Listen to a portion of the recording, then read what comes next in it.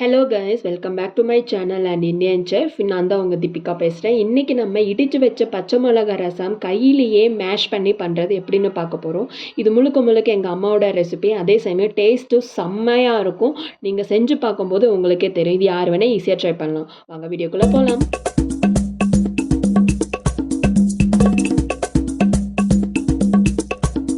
இப்போ ஒரு பாத்திரத்தில் தண்ணி நிரப்பி எவ்வளோ பேருக்கு வேணுமோ அவ்வளோ இது 4 பேருக்கான குவான்டிட்டி.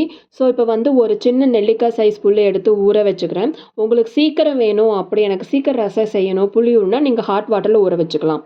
இப்போது தேவையான அளவு ஒரு 6 பல் பூண்டை எடுத்து உரலில், அந்த சின்ன உரல் சொல்லுவாங்க இல்லையா, அது எல்லா வீட்லேயும் கம்பல்சரி இருக்கும். அதில் 6 பல் பூண்டு, 1.5 டேபிள் ஸ்பூன் மிளகு, 1 டேபிள் ஸ்பூன் சீரகம் எல்லாத்தையும் சேர்த்து நல்லா மேஷ் பண்ணிக்கோங்க. இது இதோட டேஸ்ட்டே ரொம்ப தனி ருசியாக இருக்கும். மிக்ஸியில் கம்பேர் பண்ணும்போது மிக்ஸியை விட இது ரொம்ப டேஸ்ட்டாக இருக்கும். ஸோ இப்போ எனக்கு மீன்வைல் அதை இடித்து வச்ச பிறகு எனக்கு புளி நல்லா ஊறிடுச்சு. ஸோ அதை நான் நல்லா கையிலேயே நல்லா மேஷ் பண்ணிவிட்டு இடித்து வச்ச அந்த மசாலாவை, அதாவது அந்த பொருட்களை எல்லாமே இந்த தண்ணி டர்மரின் வாட்டரில் நல்லா போட்டு மிக்ஸ் பண்ணிக்கோங்க. மிக்ஸ் பண்ணி கையிலே கொஞ்சம் நல்லா உள்ளேயே பிசைஞ்சு விடுங்க. அப்போ தான் அதோட எசன்ஸ் எல்லாமே இன்னும் அந்த தண்ணியில் ஆட் ஆகும். இது கண்டிப்பாக உங்களுக்கு சளி, இருமல் எல்லாத்துக்கும் காமிக்கும். நம்ம முக்கியமான இன்க்ரீடியன்ஸ் பச்சை மிளகா, அந்த க்ரீன் சில்லி தான் ரசத்துக்கு ரொம்ப ரொம்ப டேஸ்ட் கொடுக்கறது. ஸோ அதையும் உரலில் போட்டு நல்லா மேஷ் பண்ணுங்கள். நல்லா மேஷ் பண்ண பிறகு தான் உங்களுக்கு அந்த உரலில் போட்டு பண்ணும்போது உங்களுக்கு அதோட டேஸ்ட்டே வேறு லெவல், கிராமத்து ஸ்டைலில் உங்களுக்கு கிடைக்கும். இப்போல்லாம் டக்கு டக்குன்னு எல்லாருமே மிக்ஸில் செய்கிறாங்க. பட் ரசம் மட்டும் நான் மோஸ்ட்லி எப்போவுமே உரலில் இடித்து தான் நான் பண்ணுவேன். அந்த அளவுக்கு அந்த டேஸ்ட் எனக்கு ரொம்ப பிடிக்கும். பச்சை மிளகா நல்லா மேஷ் பண்ணிவிட்டு அது மறுபடியும் தண்ணியில் போட்டு நல்லா கலக்கி விடுங்க. அதாவது நல்லா தண்ணியில் போட்டு மேஷ் பண்ணி விடும்போது உங்களுக்கு இன்னும் அந்த டேஸ்ட் இன்னும் இறங்கும்.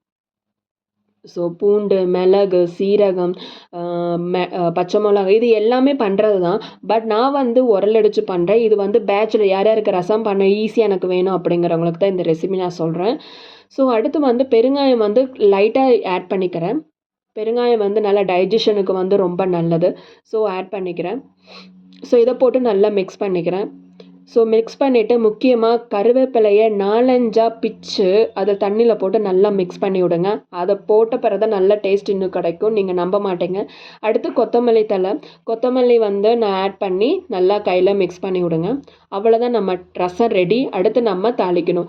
தாளிக்கிறதுக்கு மெயின் தேங்காய் எண்ணெய், கோகோனட் ஆயில் தான் ஆட் பண்ணுவேன். இது எப்போவும் எங்கள் அம்மா யூஸ் பண்ணுறது கோகோனட். அதில் கொஞ்சம் கடுகு, அதே சமயம் கொஞ்சம் விழுந்து ஆட் பண்ணிக்கோங்க. முக்கியமாக வெந்தயம், 1/4 டீஸ்பூன் வெந்தயம் ஆட் பண்ணால் மட்டும்தான் உங்களுக்கு அந்த ரசத்தோட ஸ்மெல் நல்லா வரும். அடுத்து இதில் ஒரு பிஞ்ச் அளவு பெருங்காயத்தூள் ஆட் பண்ணிக்கிறேன்.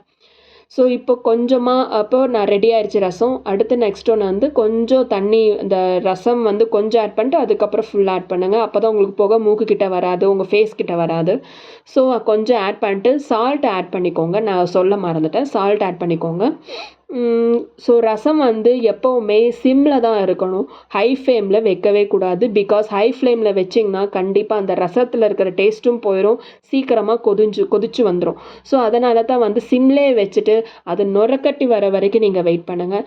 நுரக்கட்டி வரும்போது தான் இந்த சைடில் ரசம் கொஞ்சம் லைட்டாக கொதிக்க ஆரம்பிக்கும். இந்த ஸ்டேஜில் ஸ்டவ்வை ஆஃப் பண்ணிடுங்க. ரசம் கொதிக்கவே கூடாது. ஸோ அவ்வளோதான், நம்ம ரசம் ரெடி. கண்டிப்பாக ட்ரை பண்ணி பிங்க் பண்ணுங்கள். தேங்க்ஸ் ஃபார் வாட்சிங்.